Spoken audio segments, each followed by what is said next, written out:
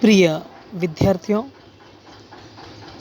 मैं doctor Lokendra Kumar, assistant professor Hindi, Shri Govind Guru राजकीय महाविद्यालय बांसवाड़ा, अपने यूट्यूब चैनल अंतर्गत एक बार फिर से आपका हार्दिक स्वागत अभिनंदन करता हूँ।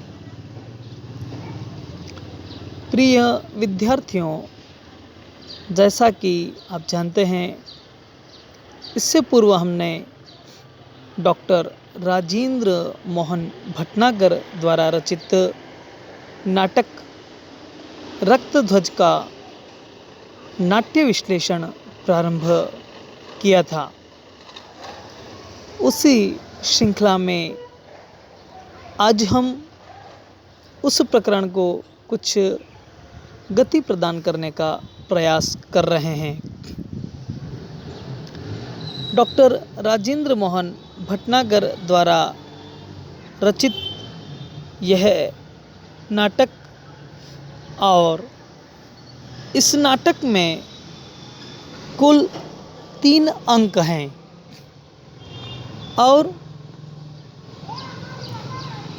प्रथम अंक में 4 दृश्य हैं, द्वितीय अंक में फिर से 4 दृश्य हैं और तृतीय अंक में 6 दृश्य हैं।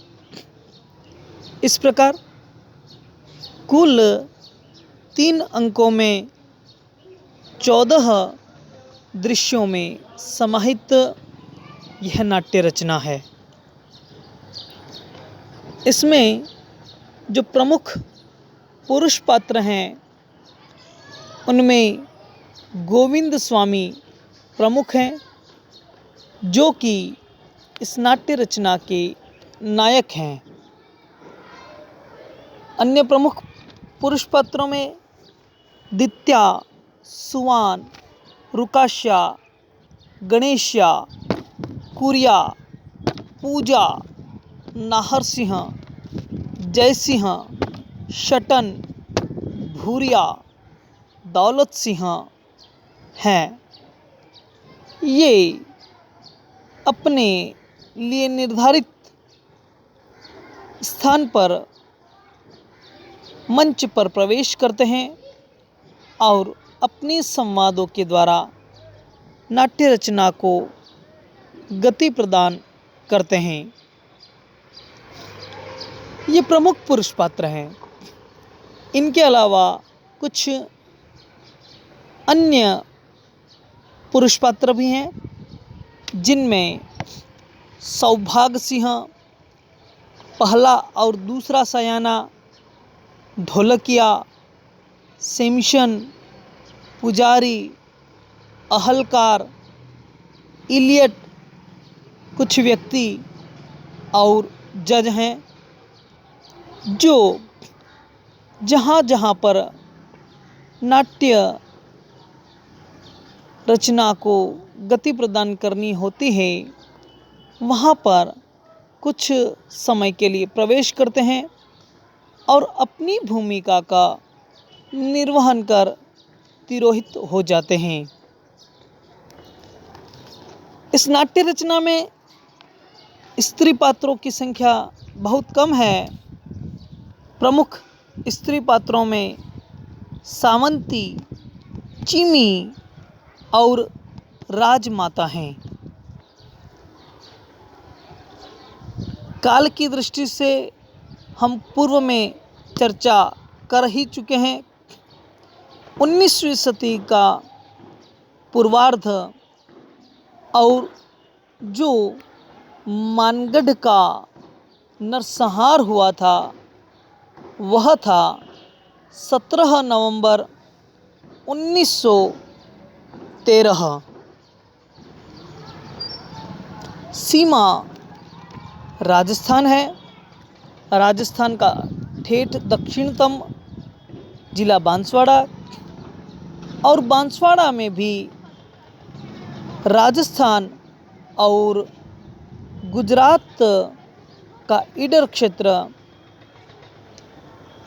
जहाँ पर संतरामपुर रियासत भी है और इस प्रकार यह सीमावर्ती क्षेत्र और उस सीमावर्ती क्षेत्र में यह मानगढ़ पहाड़ी और मानगढ़ पहाड़ी पर यह यज्ञ हवन और उस समय कर्नल शटन द्वारा गोली चलाने का आदेश निहत थे। भीलों पर अत्याचार नरसंहार संपूर्ण दृश्य वहाँ पर मंचित होता है।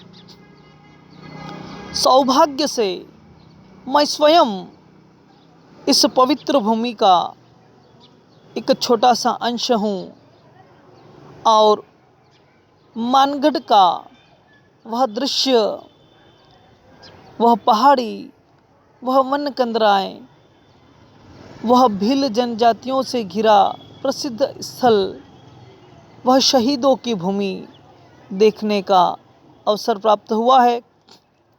इस पहाड़ी की रचना कुछ ऐसी है कि जो मुख्य धुनी जहाँ पर थी, जहाँ पर हवन हो रहा था, वह राजस्थान प्रदेश में आती है और उसी पहाड़ी का वर्तमान भौगोलिक जो विभाजन है वहीं से गुजरात राज्य भी प्रारंभ होता है। ये दृश्य और पात्र हैं। आइए आज हम प्रारंभ करते हैं इस नाट्य रचना का विश्लेषण। आज हम पहला अंक और उसका पहला दृश्य जो है उस पर चर्चा करेंगे। पहला दृश्य, जहाँ स्थान खुला हुआ मैदान है और जो समय है वह पूर्णिमा की रात है। कुछ भील समुदाय के वृद्ध, युवा, स्त्री पुरुष बैठे हुए हैं। एक भील संत ऊंचे स्थान पर बैठा हुआ गा रहा है और जैसा कि यहाँ वागड़ क्षेत्र की संस्कृति के कुछ वाद्य यंत्र हैं जिनमें मंजीरे, करताल, मांदल, चटकोला, ढपली, टिमकी आदि हैं, वह वाद्य यंत्र बज रहे हैं और उस पे एक संतनुमा वृद्ध व्यक्ति कुछ गा रहा है। यह वृद्ध व्यक्ति रुकाश्य है। रुकाश्य गोविंद गुरु का भक्त है और यहाँ रुकाश्य गीत गा रहा है और नाटक का जब पर्दा खुलता है, मंच का जब पर्दा खुलता है और नाटक अभिनीत हो रहा है तो सीधे रुकाश्य पर प्रकाश पड़ता है। रुकाश्य एक भगवान श्री कृष्ण को समर्पित भजन गा रहा है। भजन यहाँ पर वागड़ की संस्कृति के प्रमुख अंश है। हम वागड़ में देखते हैं तो यहाँ पर प्रत्येक गांव, ढाणी, कस्बे पर रात्रि में लोक कलाकारों द्वारा, भक्तों के द्वारा भजन गाए जाते हैं और अपने भजनों के द्वारा भक्ति की जाती है। भगवान श्री कृष्ण और भगवान महादेव की आराधना इनके भजनों में प्रमुख होती है। रुकाश्य गीत प्रारंभ करता है। जोग्या है लाटरदार हो, मुरलिया रे जोग्या रे लाटरदार रे, सुनसान मेरली उनो कुंडला है कान माही, ओखे थान माही, हम जावे हो जोग्या है लाटरदार रे, काउन कहे देवता मुरारी रे, बातो जोग्या है रे लाटरदार रे, कहा रे जोग्या जलम लिहीन रे, कहा रे लिहीन अवतारे, जोग्या है लाटरदार रे। इस गीत का भाव है कि वह श्री कृष्ण बहुत सुंदर है, मनोहारी है और वह एक योगी पुरुष है जिसका आशीष हम प्राप्त करना चाहते हैं। जैसे ही रुकस्या का यह भजन पूर्ण होता है, एक बातचीत का दौर प्रारंभ होता है और उसके प्रमुख पुरुष पात्र दित्या और सुहाना अपने कुछ संदेहों को, कुछ जिज्ञासाओं को और भय मिश्रित कुछ संवादों को प्रकट करते हैं रुकस्या के समकक्ष। वे उसकी प्रशंसा करते हैं कि रुकस्या काका, आपकी आवाज़ में बहुत सम्मोहन शक्ति है जो हमें मोहित कर लेती है। रुकस्या अपनी पूर्णतः नम्रता को प्रदर्शित करते हुए कहता है कि यह सब कुछ गोविंद स्वामी, गोविंद गुरु, गोविंद गिरी का प्रभाव है। और दित्या भी उनसे पूर्णतः सहमत दिखाई देता है और गोविंद गुरु को महादेव का अवतार बताता है। सुवान भी कुछ इसी तरह अपने दुख दरिद्र, अपने उद्धार के लिए गोविंद गुरु को ही प्रेरणास्पद पुरुष मानता है। लेकिन इसके बाद में कुछ सुवान और दित्या के प्रश्न प्रारंभ होता है और सुवान अपना संदेह प्रकट करता है कि गोविंद गिरी के अनुसार रुकस्या काका, हमें ऊंची बिरादरी, उच्च जाति के लोगों के समकक्ष आना है, उनकी तरह नियमों का पालन करना है, धर्म का पालन करना है और उनकी तरह स्वच्छ साफ सुथरा जीवन हमें भी यापित करना है, हमें भी शिक्षा प्राप्त करनी है, हमें भी आगे बढ़ना है, हमें भी अपनी पीढ़ियों का उद्धार करना है। क्या इससे वो जो उच्च वर्ग के लोग हैं वे नाराज़ नहीं होंगे? क्योंकि वे हमें उनके बराबर देखना नहीं चाहेंगे। दबी जुबान से सुवान भी यही संदेह प्रदान करता है और एक कहावत में अपनी बात को पूर्ण करता है कि कभी कौवा भी कोयल हुआ है क्या। दित्या और सुवान की यह चिंता रुकस्या भली भांति जानते हैं। रुकस्या उनके संदेह का समापन करते हैं और कहते हैं कि हम सभी का एक ही रक्त है, हम सभी लाल रंग का रक्त लिए हुए, हम सभी समान हैं। फिर भला जब हमारा समाज आगे बढ़ेगा, प्रगति करेगा, तो उन वर्गों को भला क्या दिक्कत होगी? वे भी चाहेंगे कि हम सभी एक हो, हम सभी समान रहें। इस प्रकार बातचीत और संदेह का यह दौर उनका चलता है। तब रुकस्या साथ में यह भी कहता है कि गोविंद गुरु हमें यह भी सिखाते हैं कि हमें किसी से लड़ाई झगड़ा नहीं करना है, हमें किसी से प्रतिस्पर्धा नहीं करनी है, हमें हमारा स्वयं का विकास करना है। लेकिन दित्या और सुवान के जो संदेह हैं वे बराबर बने रहते हैं। तभी गणेशिया का प्रवेश होता है और गणेशिया एक तरह से भयभीत विद्रोही पात्र प्रतीत होता है। उसकी जो शंकाएं हैं वो सामने आती है और गणेशिया क्षमा के साथ अपने संदेहों को प्रकट करता है और कहता है कि गोविंद गुरु हमारे लिए पूज्य हैं, वो संत हैं, उन पर महादेव का अवतार हैं, लेकिन हम सभी पर महादेव की क्या कृपा उसी तरह है। हम यदि अन्य वर्गों के बराबरी करेंगे तो वे हमसे नाराज़ हो जाएंगे। आज हम पर उनकी कृपा है, उनके लिए हम सब कुछ काम करते हैं, हमें रोजी रोटी मिलती है।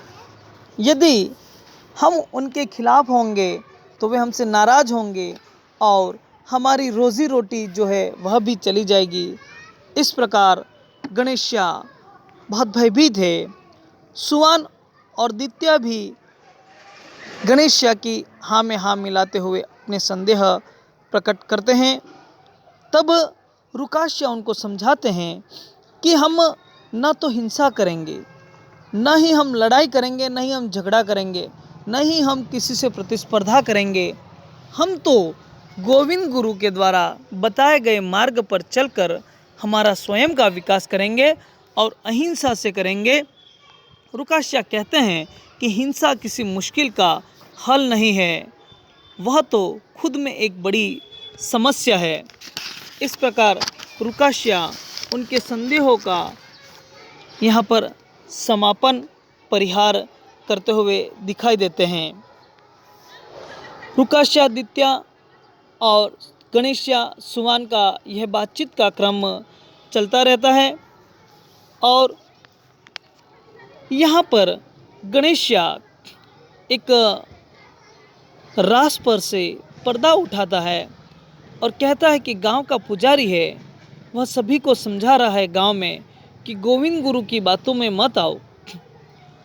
हम सभी को भगवान ने बनाया है, जो परमात्मा करेगा वही करेगा, हमारा भाग्य उसने पहले ही निर्धारित कर दिया है, इसलिए हमें सब कुछ छोड़ करके जो चल रहा है उसे चलने देना चाहिए। ये सब कुछ पुजारी गांव के लोगों को सिखा रहा है। तब रुकाशिया कहता है कि अच्छा, हमें बराबर आने में जो मुख्य रुकावट है वह आज पुजारी है। इस प्रकार पुजारी मतिभ्रम करके लोगों को सद्वृत्ति सद्मार्ग पर चलने से रोक रहा है। रुकाशिया मन ही मन संकल्प करता है कि इस पुजारी को रोकना होगा और रुकाशिया उनके संदेहों का परिहार करता है कि भाग्य कर्म यह सब कुछ बातें हैं, हमारा भाग्य हम स्वयं लिखते हैं, हमारा कर्म हमारा भाग्य का निर्धारक है। यदि हम अच्छा रहेंगे उससे कोई भाग्य नाराज़ नहीं होगा, यदि हम अच्छा बोलेंगे उससे कोई भाग्य नाराज़ नहीं होगा, यदि हम अच्छे कर्मों के द्वारा हमारी पीढ़ियों का उद्धार करेंगे तो उससे समाज का उद्धार होगा, हमारी पीढ़ियों का उद्धार होगा, हमारे समाज का उद्धार होगा, भील समुदाय का उद्धार होगा, इससे किसी का कोई नुकसान नहीं होगा। और इस प्रकार रुकाशिया उनके संदेहों का परिहार करता है। अंत में रुकाशिया उन्हें सूचना प्रदान करता है कि गोविंद गुरु स्वयं हमारे यहाँ पर आ रहे हैं, तुम्हारे और भी जो संदेह बने हुए हैं उनका वो स्वयं परिहार करेंगे।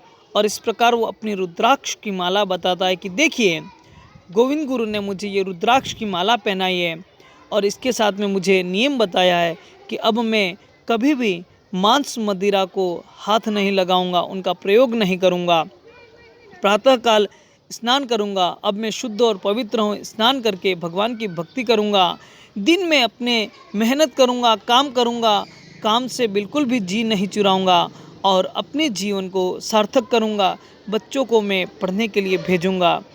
इस प्रकार रुकाशिया उनके मन को प्रबोधन प्रदान करता हुआ है और अंत में वे गोविंद गुरु की प्रतीक्षारत दिखाई देते हैं और राम राम के साथ में यह पहला अंक यहाँ पर समाप्त होता है। पहले अंक का पटाक्षेप होता है। प्रिय विद्यार्थियों, आज हमने पहले अंक के पहले दृश्य का पहले दृश्य का हमने पटाक्षेप किया है। इसी श्रृंखला को हम जारी रखेंगे।